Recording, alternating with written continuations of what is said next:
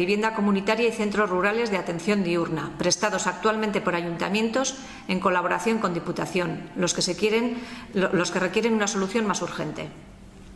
Se trata de la cuarta prórroga propuesta por Diputación desde que el 26 de diciembre de 2016 se aprobó el decreto de cartera de los servicios sociales. 5 largos años en los que ha quedado de manifiesto la incapacidad del Departamento Foral de Bienestar Social para alcanzar un acuerdo con Eudel. Hay que recordar que la Comisión Territorial de Eudel y la Diputación establecieron un calendario concreto para abordar este asunto en mayo de este mismo año, calendario incumplido por parte de Diputación.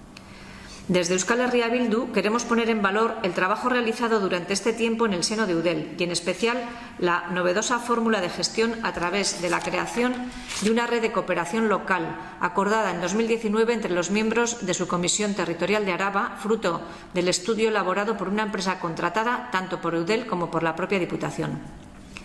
La propuesta de creación y puesta en marcha de una red de cooperación local para la prestación de los servicios sociales de competencia municipal obtuvo el apoyo unánime de todos los alcaldes y alcaldesas representados en la Comisión Territorial de Eudel, desde los independientes hasta el PNV.